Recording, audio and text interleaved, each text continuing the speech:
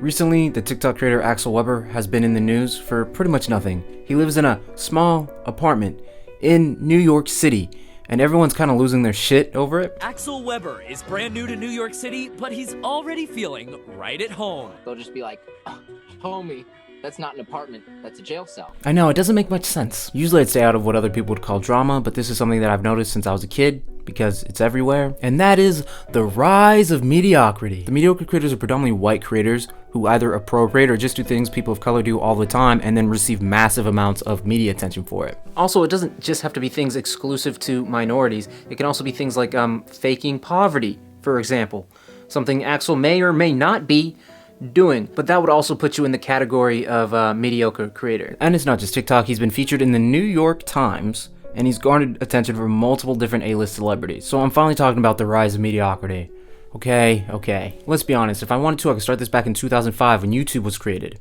So, back in 2005, the world was forever changed when a little website was launched. I'm sorry, when I become naked, I just get so angry. Sorry, when I become naked, I just get so angry. The barrier of entry to broadcast yourself and your work was lowered substantially, as anyone could film and upload anything. No pesky gatekeepers deciding what was good enough to invest in and roll out. No checks and balances to run your video through. Just upload and let your video run free. The first video posted to the app was this. Alright, so here we are. It's racked up 219 million views, but it's nothing special. Just an interesting look back in time. The point is, if you're first, it doesn't matter whether or not the content you're creating is good. Good is subjective to whatever's on the app for consumption in the first place. It's why mediocre creators could easily establish $1 million career off the back of mediocre content, like Shane Dawson did with his racist, uncomedic skits. Now, should Shane Dawson have been deplatformed immediately for his use of a blackface, a black scent, and stereotypes relating to black women to characterize his character Shanae as uneducated and ratchet?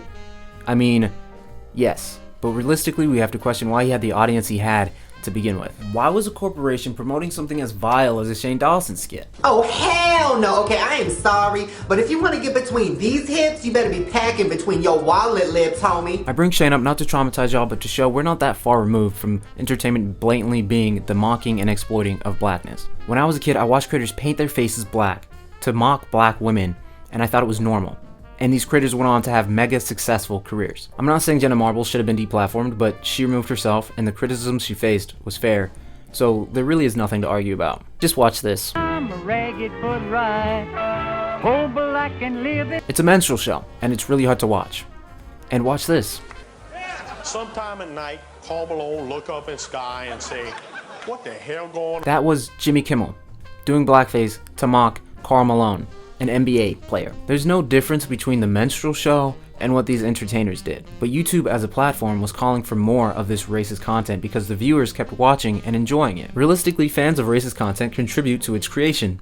And I can't avoid that fact. I wish I could, but I can't. Actually, I don't really wish I could, but someone had to say it, so I'm saying it. Consuming content gives said content credibility. So yes, what you decide to support means something. You aren't just a speck floating in a ball of nothingness. What you do matters. You have meaning. A creator who has never taught critical race theory, a creator who has never engaged in black communities, makes a racist video and sees that racist video do well, the creator is going to make more of said video. Because these creators never had to actively think about race or how they were viewed by the world. Their whiteness afforded them the privilege of ignorance. I'm not saying people who are ignorant shouldn't face backlash for spreading racist content. They should. How else are we supposed to learn and grow as a community if we can't criticize something? Let's also remember YouTube promoted this content. They were quick to throw Shane under the bus, as they should, but they were the ones that gave him the platform in the first place. It boggles my mind thinking about this stuff because it's just a repetitive cycle going around and around. YouTube wasn't the only platform calling for this dehumanizing content either. Let's all take a moment to remember the blazing dumpster fire that was once Vine.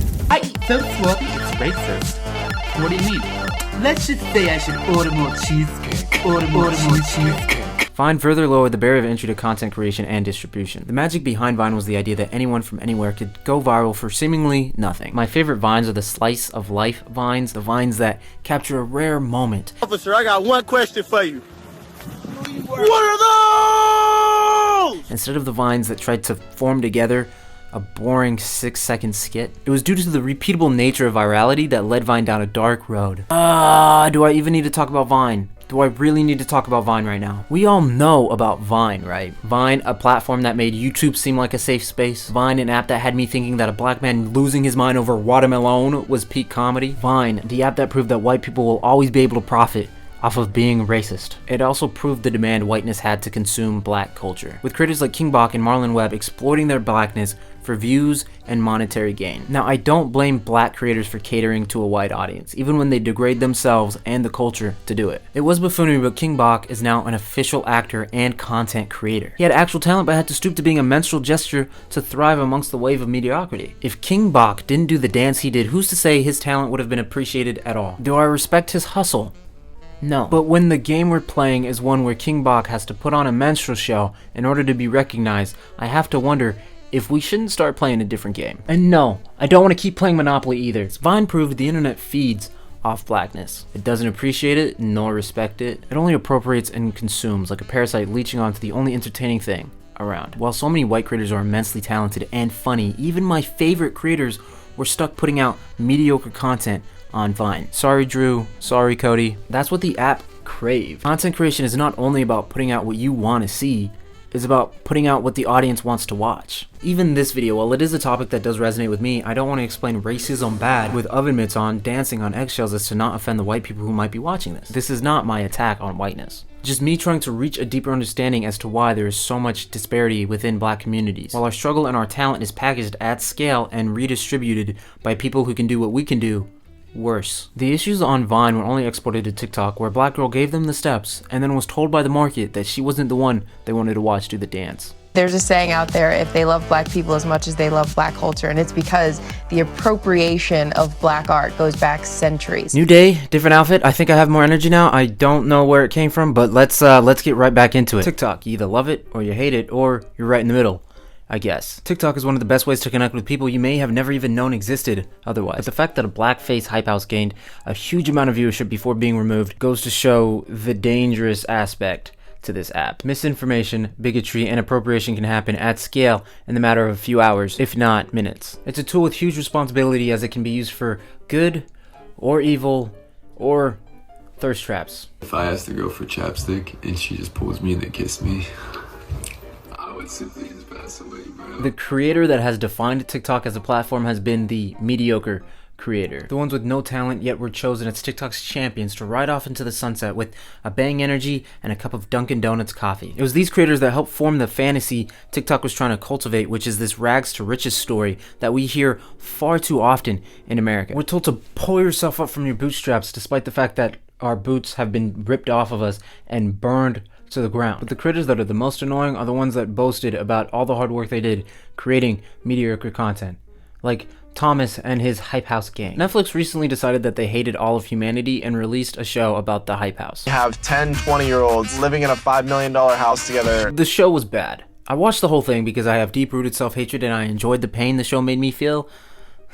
I'm not going to do a deep dive into the creatively named Hype House show, but it is a perfect glimpse at the talentless, tone-deafness reality of our biggest TikTok creators. The majority of the conflict in the show stems from the laziness that this house is plagued with. All the creators in the Hype House, in this mansion, have to do to continue to live in the mansion is film 15-second clips for TikTok.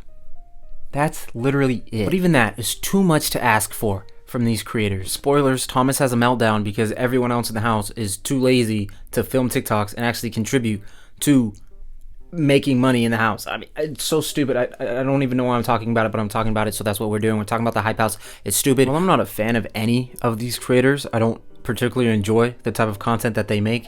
I do respect the hustle and the initiative that it took to, master an app that I'm still trying to figure out. Just don't make a lazy and monotonous TV show about how hard your lives really are behind the scenes.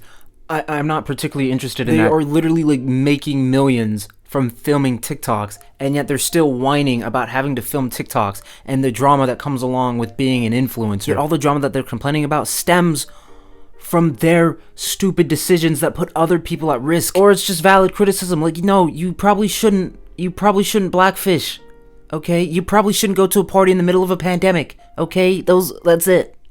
Oh god. The show reveals these creators are being handed golden opportunities just for existing with an audience. Lil Huddy doesn't even want to be associated with the Hype House because he wants to pursue his career as a legitimate musician. And just listen to this. Ooh, I mean, he doesn't sound terrible, but that's probably thanks to all of the people who's working on this record that is not him, all of the talented people he's paying to make him sound good. But despite that, it's better than Dixie. I was really sad. But listen to this. Oh, Bella Porch is one of these mediocre creators who has actual talent. Damn, that was good. Put that in my playlist. Ba-bing. Anyway, that's Bella Porch. While her content may have been mediocre from the jump, she has actual talent, and the attention that her music is getting is well deserved. I mean, it bops, bro. What I'm getting at is these creators were never selling their talent. They were selling their whiteness. Brands and establishments are going to be a lot more comfortable working with white creators who can appeal to the white demographic because whiteness is the norm still, for some reason. The Hype House show made it clear as day, and throw in Addison Rae's performance and he's all that too while you're at it. These creators are now desperately trying to find talent that was never there, and the attention that they have is carrying them from one project to the next. People will watch them fail for as long as they're willing to do it. The only thing that matters is viewership. Netflix doesn't care if you like the show or not. All they care about is if you watched it. The problem isn't with these creators and them enjoying success, it's why are they the only ones who get to experience. Charlie did The Renegade and is now a multi-millionaire with more opportunities than the majority of human beings in existence. When the creator of The Renegade, Jalea Harmon, got a little shout out and some time on an NBA halftime show, and now she's gone from the limelight. Charlie effectively appropriated a black girl's talent, leading to a multi-million-dollar career. This is why mediocre creators are so frustrating, especially when they're proven to be nothing more than the mediocrity they started with. Of course, I could probably go on for about another 30 minutes about everything people associated with the Hype House has done that has been negative and harmful to marginalized groups of people and to just humanity in general. But this isn't a drama channel. While all of that criticism can be made, I'm not going to be the one to make it. This video is more of a in-depth look at the mediocre content that continues to plague my For You page and my home screens, and everywhere I look, it's there. Here's my cooking setup. Makes me feel like I'm camping. Makes me feel like I'm camping. Okay, I made this video because of Axel. He was my last straw. And if you don't know who Axel is, he has been deemed the white boy of the month, as other creators are referring to him. Actually, I have no issue with the goofy Axel displayed on TikTok, and I don't care that he has no talent. What I do care about is the fact that he's glamorizing poverty and is getting massive amounts of media attention for it. And that was just one style. There's tons more. Like the flying kick. Street markets. Oh yeah, I already see peanut butter. Remember how I said I have a lady who always hooks me up with the cheapest peanut butter? Here she is. It is so empowering to afford to be able to live. I cared that the world was outraged and flocked to his support when Juilliard rejected a man with no acting experience who did an English accent for his audition. Here's how you absolutely botch a Juilliard audition. Remember I said the only thing I can't do is an accent? I did an accent. I care that people have given him credit for being the only creator de-glamorizing New York City when he is in fact doing the exact opposite. Watch Axel and he'll have you wishing that you were poor in New York City because he's having a blast. There is no struggle to be found through Axel. He's on vacation. I'm not going to be doing a deep dive into Axel or where he comes from because he's just a symptom of a much bigger problem. So let's just assume for a moment that Axel is not poor, that in fact he comes from a family that is financially stable, if not well off. Meaning he isn't really in a bad position, is he? He's living in New York City with no roommates and has time to pursue his dream of acting because he doesn't work. People in his comment section say he's surviving, not living. But the reality is he's thriving. Axel is benefiting immensely from this manufactured lifestyle, and what's so upsetting is it works. Cosplaying poor works so well for those who aren't. He has 3.5 million followers on TikTok, 191,000 subscribers on YouTube, and he has now been offered a modeling contract. Axel is in no way struggling. He can afford to break his lease and move somewhere with more space. He can afford to not use people running street markets as characters to add to the facade of his poverty. Remember how I said I have a lady who always hooks me up with the cheapest peanut butter? Here she is. It is so empowering to afford to be able to live. The truth is, Axel is going to squeeze everything he can from this apartment and then he's gonna move somewhere extravagant. How many times have we seen this play out? Artists will put themselves in situations they have no right to be in, and then they'll switch back only after they've profited from it. People who are not poor can choose how they associate with poverty. Axel's mega success is from trivializing and glamorizing poverty, yet he's never experienced it, and the media is eating it up. The question isn't why is Axel benefiting from what real people have to do because of the wealth inequality in this country and the lack of opportunity. It is, why can he? Especially at this scale. What the fuck, New York Times? Do better. I'm not mad at Axel. He was given lemonade and he's just making it sweeter. I'm upset he and the media that's holding him up has yet to recognize the people squeezing the lemons. I'm mad artists and creators continue to manufacture this self-made story despite it being a lie, using the juxtaposition of their whiteness with things that are predominantly black, or appropriating and whitewashing black culture to sell it to a white audience. Like Lil Dicky with rap, where his whole shtick was being a white boy with bars, and now he has a show on Hulu. You know, I always wanted to be a comedian, and I thought about ways that I could get noticed for my sense of humor, and I could always kind of rap. Or Miley Cyrus and her hip-hop era. The interviewer was pretty much asking her about her new album that had dropped at that time, and this was her response. Did folk singer Melanie Safka influence you? She did, and I grew up with her, but I also love that new Kendrick Lamar song, Humble. Show me something natural like yes with some stretch marks. I love that because it's not come sit on my dick, suck on my cock. I can't listen to that anymore. That's what pushed me out of the hip-hop scene a little. It was too much Lamborghini, got my Rolex, got a girl on my cock. I am so not that. As you can see, here Miley Cyrus was making it very clear she does not mess with hip-hop. Or Ariana Grande dyeing her skin darker to spice up her appearance. Or Logan and Jake Paul acting like they got it out the mud. The trenches of Ohio, boy, let's go. The trenches of the suburbs, boy, let's do this thing. Telling me I can't do nothing, telling me I wasn't smart, my schoolmates making fun of me. I used to landscape. I just had a dream and I chased it and I worked hard. These are the type of houses you were landscaping in the mean streets of Westlake, Ohio. Or Jimmy Kimmel putting on blackface to ridicule a black man and then being given a massive audience to speak on issues he knows nothing about. I'm tired of this repetitive cycle where no one respects black people, yet they can't wait to claim what they've created. I'm tired of watching mediocrity win time and time again. I'm honestly tired of just hoping for a change that's never gonna come. So yes, I am not a fan of white mediocrity, and you shouldn't be either. People of all shades and backgrounds are capable of creating magic. But as it stands, the majority of people who do create the magic are shoved aside in place of people who can do it worse just because they can appeal to the white gaze. And for the love of God, give me a black Disney movie without turning the protagonist into an animal. So that was it. It wasn't perfect. I want to hear from you, so let me know your thoughts down below in the comments. If you like the video, and subscribe if you want to hear about me talking about whatever I want. Anyway, peace.